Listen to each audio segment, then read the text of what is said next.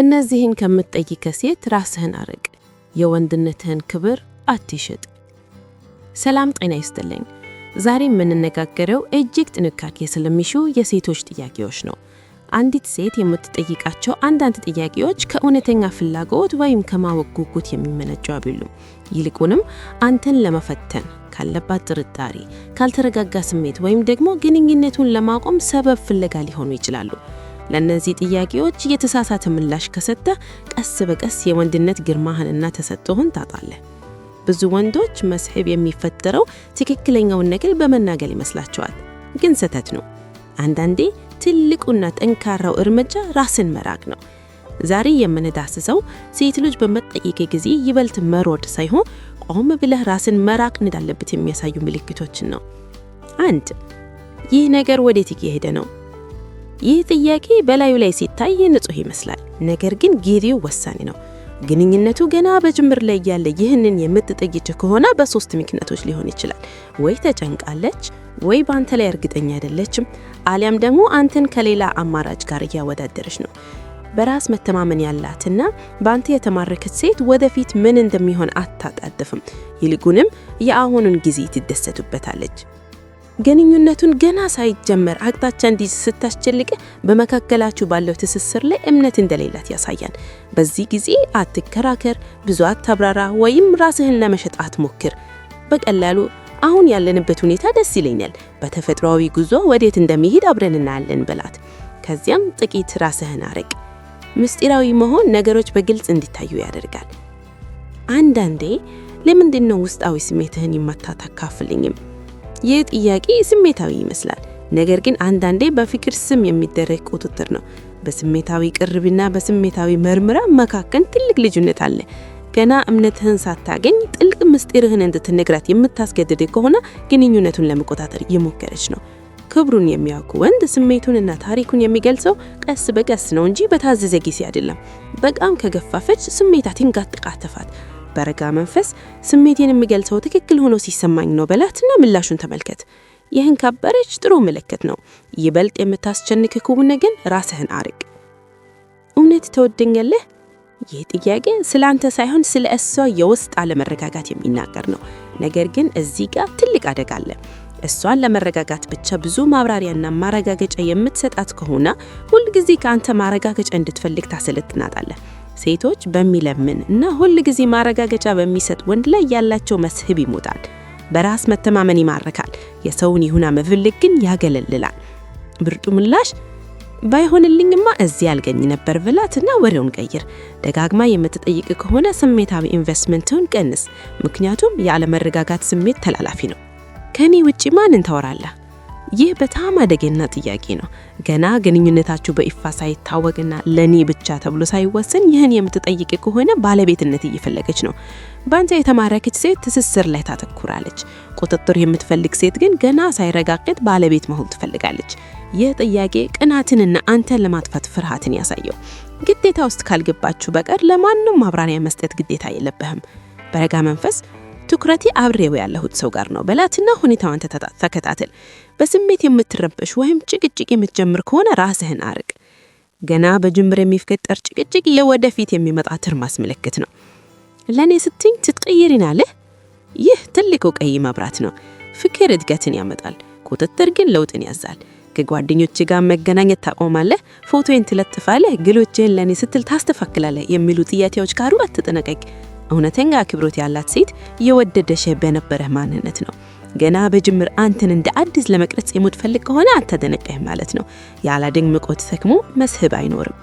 ለፍቅር ብለህ ማንነትህን አትቀይር። ይልቁንም እኔ የሚሻሻለው ለራሴ ብዬ ነው እንጂ ተጽዕኖ ስለተደረገብኝ አይደለም በላት።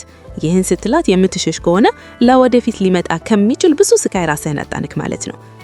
መቼ ነው ራስን ማራቅ ያለብህ? ራስን ማራቅ ማለት መጥፋት ወይም ጎስት ማድረግ አይደለም።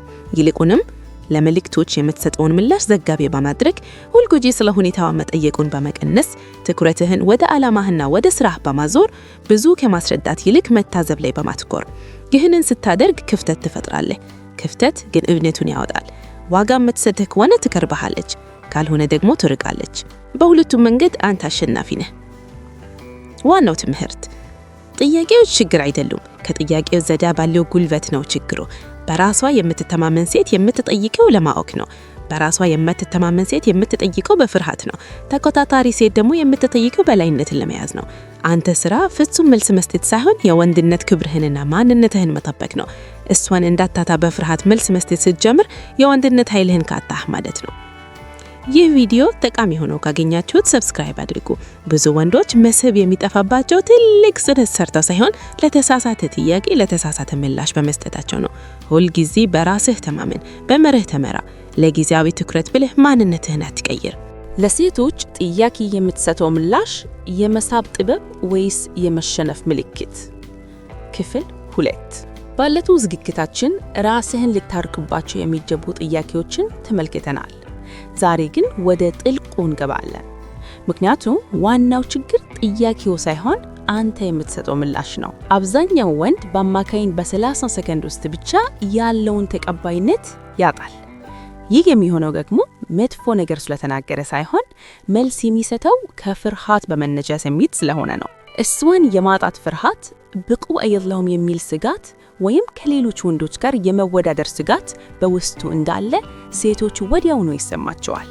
ዛሬ የምናየው ግንኙነታቸውን የሚገድሉ ስህተቶችን እንዴት እንደምታስወግድና ተቀባይነትህን ወይም አትራክሽን ይበልጥ እንዴት እንደምትጨምር ነው። 1. መከላከልን አቁም። አንዲት ሴት ይህ ነገር ወዴት እየሄደ ነው? እውነት ትወደኛለህ? ከኔ ውጭ ማንን ታወራለህ? ስትልህ ተፈጥሮ ራስህን እንድትከላከል ይገፋፋሃል። ለማስረዳት ጥፋተኛ እንዳልሆንክ ለማሳየት እና እሷን ለማረጋጋት ትጣደፋለህ። ይህ ትልቁ ስህተት ነው።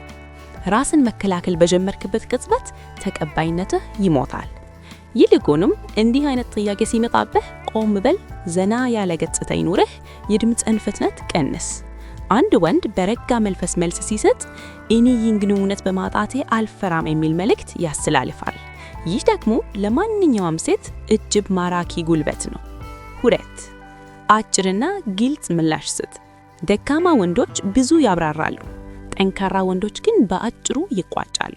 ለምሳሌ ለምንድነው ውስጣዊ ስሜትን የማታካፍለኝ ስትልህ የ5 ደቂቃ የህይወት ታሪክን አታውሪ ይላት። በቀላሉ ስሜትን የምገልጸው ትክክለኛ ሆኖ ሲሰማኝ ነው በላትና ዝም በል። ዝምታ ትልቅ ኃይል አለው። ብዙ ባወራህ ቁጥር በራስ መተማመን እንደሌለህና ለቀላትህ ማረጋገጫ እንደምትፈልግ ታሳያለህ። ምስጢራዊ መሆን በመካከላችሁ ያለውን ስሜታዊ ውጥረት ቴንሽን ህያው አድርጎ ያቆየዋል። 3. በስሜት ሳይሆን በእርግጠኝነት መልስ ስጥ። እውነት ትወደኛለህ ስትልህ የእሷን ይሁንታ ለመለመን የመጣህ አታስመስል። አዎ እንጂ ለዛ እኮ ነው በየቀኑ ምደውልልሽ ብለህ የምትለማመጥ ከሆነ ተሸንፈሃል። ትክክለኛው ምላሽ ባይሆንልኝማ እዚህ አልገኝም ነበር የሚል አጭርና ቀጥተኛ ንግግር ነው። በእርግጠኝነት መናገር ይማርካል። ከመጠን ያለፈ ጉጉት ግን በአንተ ላይ እንድትጠራጠር ያደርጋታል። 4. አቅጣጫውን ቀይር እንጂ አትረበሽ። ከባድ ስሜት ያዘሉ ጥያቄዎች ሲቀርቡልህ ራስህን ለመከላከል አትሞክር። ለምሳሌ ከኔ ውጭ ማንን ታወራለህ ስትልህ አቅጣጫውን ወደ እሷ አዙረው። ይህ ጉዳይ ለምን አስፈለገሽ ወይም ምን ሊሰማሽ ፈልጎ ነው ብለህ ጠይቃት። አሁን እሷ ራሷን ማብራራት ትጀምራለች። በዚህ ጊዜ የንግግሩን አቅጣጫ ተቆጣጠርከው ማለት ነው። አንተ ተገምጋሚ ከመሆን ወጥተህ የእሷን ባህሪ የምታጠና ታዛቢ ትሆናለህ። ይህ የጨዋታውን ሁኔታ ሙሉ በሙሉ ይቀይረዋል። 5. ጥሩ ጉልበትን ሽልም፣ መጥፎን ንፍቅ። ይህ ለአለ ጥበብ ነው። ጥያቄዋ ከፍቅር ከጉጉት ወይም እምነተኛ ፍላጎት የተነሳንባቸው ስሜቶች ከሆነ ፈገግ በል፣ ግልጽ ሆን፣ በጨዋታ ቀልጠው። በነገሩ ግን ጥያቄዋ ከቅናት ከክስ ወይም ከቁጥጥር የተነሳ ከሆነ ስሜትህን ጥቂት ታርቂ። ወዲያውኑ አትረበሽ፣ ነገር ግን ከእንደ ቀድሞ ቅርብ አትሆን። ለጥቂት ጊዜ አትገኝላት፣ ትኩረትህን ወደ ስራህ አድርግ። ሴቶች የባህሪ ለውጥ የሚያደርጉት በሚያገኙት ስሜታዊ ምላሽ መሰረት ነው። አለመረጋጋቷን በልመናና በማረጋጋት ከሸለምኳት ሁልጊዜም ትረበሻለች። በረጋ መንፈስ ከቻልኳት ደግሞ ወይ ትረጋጋለች አሊያም ትጠፋለች። ሁለቱም ውጤቶች ለአንተ ጠቃሚ ናቸው። 6. እንዲረዱህ አትለምን። አብዛኛው ወንድ የሚወድቅበት ነጥብ እዚህ ጋር ነው። እሷ ርቀህብኛል ስትልህ ወንዱ ይደነገጣል። አራ በፍጹም ስራ በዝቶብኝ ነው እንደምወድሽ ታውቂያለሽ እያለ ማስተካከል ለማድረግ ይሮጣል። አቁም። ይህን ስታደርግ ጥፋተኛ እንደሆንክ እየነገርካት ነው። ይልቁንም ትኩረት ላይ ነበርኩ ግን እዚህ አለሁ በላት። ቀላል ጽኑና ይቅርታ የማይጠይቅ መልስ ይኑርህ። ጠንካራ ወንዶች እንዲረዱላቸው አይለምኑም፣ በተግባራቸው ይናገራሉ። 7 የረጋ ፈገይነት ቴክኒክ። ይህ ቴክኒክ ረቂቅ ግን በጣም ኃይላንዶ። ፈታኝ ጥያቄ ስትጠይቅህ አይኗን እያየሽ ጥቂት ፈገይ ይበል። ሰውነትህ ዘና ይበል። ለምን? ምክንያቱም ሴቶች ቃላትህን ብቻ ሳይሆን የሰውነትን ወይም ነርቨስ ሲስተም ያነባሉ። ሰውነትህ ከረጋ ጣት ሳትጫርሽ ጠንካራ እንደሆንክ ታሳያለሽ። ይህ ደግሞ በውስጧ ስሜታዊ ደህንነት እንዲሰማ ታደርጋታል። ስሜታዊ ደህንነት ደግሞ የመሳብ ነዳል ነው። 8 በንግግሩ ለማሸነፍ አትሞክር።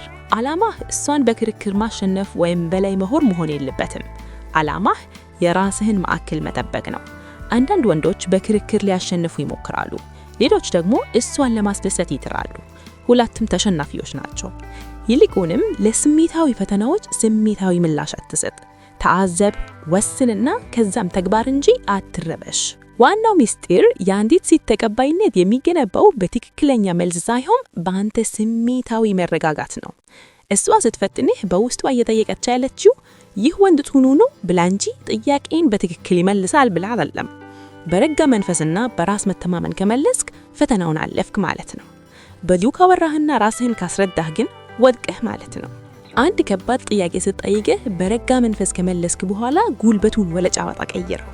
ለምሳሌ እሷ እውነት ትወደኛለህ ስትልህ ባይሆንልኝማ እዚህ አልገኝም ነበር ካልካት በኋላ ፈገግ ብለህ ለምን ገና ሳንጀምር ልታባረረኝ ነው በላት።